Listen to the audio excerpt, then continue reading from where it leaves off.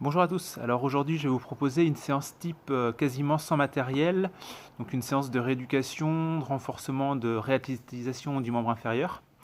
C'est une séance qui va être d'un niveau supérieur à celle qui a déjà été faite dans une vidéo précédente sur cette même chaîne. On sera ici capable de faire des squats, des petits jumps, des fentes, etc. sans pour autant aller chercher les latéralités ou des pivots. On peut se retrouver par exemple ici dans le cas d'une rééducation post-op, on pourrait dire à 2 mois post-opératoire d'une ligamentoplastie de genou.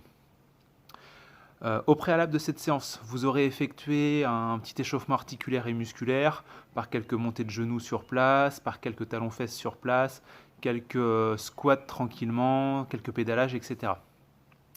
Chaque exercice que je vais vous proposer pourra par exemple être effectué sur plusieurs répétitions, ou alors avec un temps de travail, un temps de repos, voilà, etc. C'est à vous de choisir le type de protocole à mettre en place pour votre séance et l'intensité que vous y mettez et l'amplitude. Ces critères, ils seront déterminés par le stade où vous en êtes dans votre rééducation, en fonction de vos amplitudes, de votre endurance, de votre force musculaire, de votre état de fatigue, etc. Et ce type de séance à domicile a pour but d'être complémentaire de votre rééducation qui est faite au cabinet et de potentialiser le travail et les résultats effectués en rééducation. Alors, par exemple, le type de protocole que vous pouvez effectuer pour ce type de séance, ce sont des exemples. Premier protocole, c'est ce qu'on appelle le Tabata. 20 secondes de travail, 10 secondes de pause, et ça 8 fois, donc pendant 4 minutes, et ceci plusieurs fois.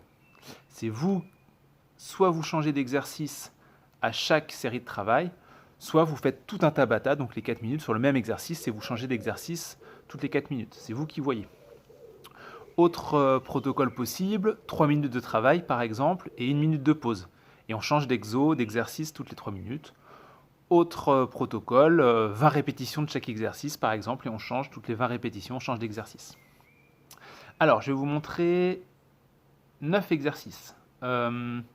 Premier, squat contrôlé, donc je descends à mon maximum de mon amplitude, engagement des fesses, genoux ouverts, extension des genoux complètement. Donc je vous montre de face.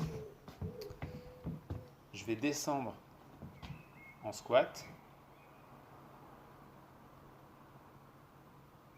et je remonte avec une extension complète. Je vous montre. Je descends avec un engagement des fesses vers l'arrière et je remonte avec une extension complète.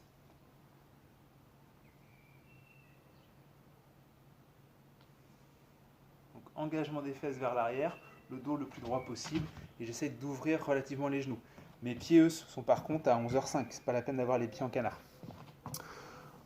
Deuxième exercice, montée de genoux dynamique, bien dans l'axe, gainer au niveau du tronc. Tranquillement, je suis là, petite montée de genoux. Je vous monte de profil, je suis toujours gainé au niveau du tronc. Je suis toujours bien dans l'axe au niveau des genoux, des hanches, des pieds. D'accord ?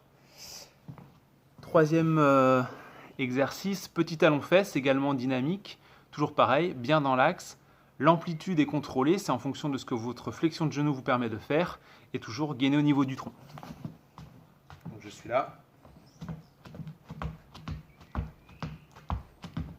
Profil.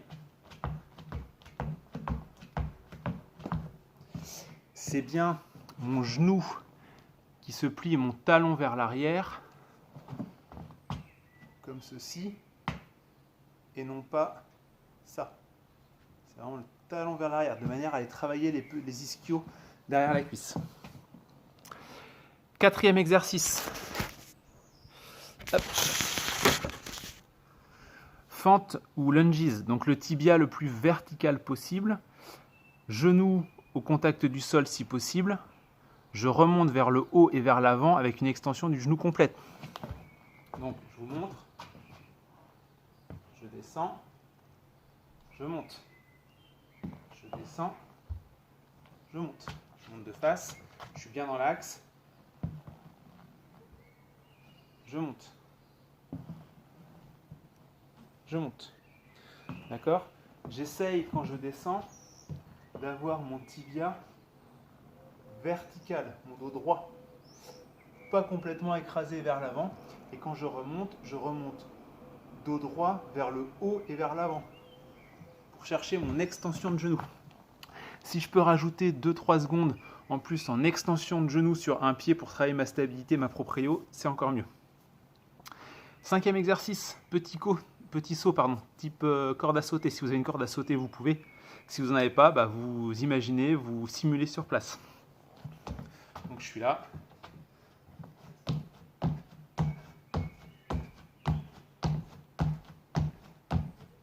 D'accord ? Vraiment, je cherche de l'élasticité au niveau de mon genou. Et puis vraiment, il faut que je sois souple élastique dans mes chevilles, dans mes genoux, dans mes hanches. Je suis tonique pour autant, mais je suis souple et contrôlé. J'essaie de faire le moins de bruit possible. Ok ? 6e exercice, ce qu'on appelle le monster walk. Donc la marche du monstre sur le côté. Engagement des fesses vers l'arrière, pieds et genoux toujours dans le même alignement. Et on va marcher comme si on marchait sous un tunnel. On ne remonte pas. Si vous avez un petit élastique, vous pouvez le rajouter. Je vous montre.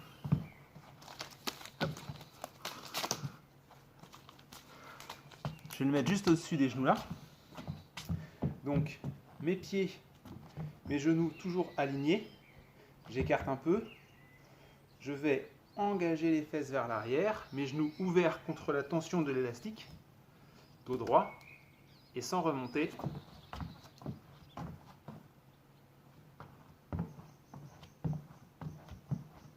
Ok ? J'ai toujours un alignement de mes pieds et de mes genoux. Je ne veux pas voir ça. D'accord ? Je garde toujours les fesses en arrière, le dos droit, et je marche. Vous ferez des petits pas, d'accord, de manière à bien garder le contrôle. 7e exercice. 7e exercice, des squat jump. C'est-à-dire que je vais squatter, je vais au maximum, en bas, et quand je remonte, hop, petit saut, et j'enchaîne. C'est pas, je saute, paf, je m'arrête, et je redescends. J'essaie d'avoir un espèce de fondu enchaîné, d'accord, souple dans la réception. Je vous montre. Je descends en squat, et je jump. Je descends en squat, et je jump. Je descends en squat, et je jump. Okay. C'est pas je descends, je saute, je m'arrête. Puis je redescends, je saute, je m'arrête. C'est pas ça. C'est vraiment fondu enchaîné. Je descends, je remonte. Je descends, je remonte. Je descends, je remonte. Je vous montre de profil. Je descends, je remonte. Je descends, je remonte. Je descends, je remonte. 8e exercice, le pas patineur. Donc, je suis toujours bien dans l'axe hanche, genou, pied, et j'essaie d'avoir mon bassin le plus perpendiculaire à cet axe-là. Donc, je suis là, je vais chercher pas sur le côté, pas sur le côté. Donc, un pas sur le côté, un pas sur le côté.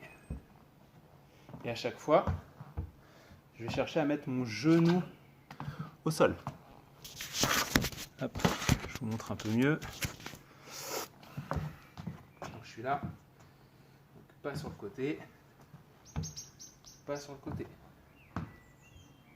Je vous montre de profil. Pas sur le côté. Pas sur le côté. J'essaie d'avoir toujours le bassin perpendiculaire à l'axe en genou-pied quand je descends.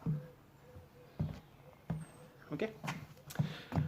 Ensuite, 9e exercice, keeping. Donc l'idée c'est de faire des petits pas rapides sur place, bas sur ses appuis, souple, et puis par exemple, je sais pas, vous faites 20 secondes comme ceci, 10 secondes de pas plus ample. Donc je vous montre.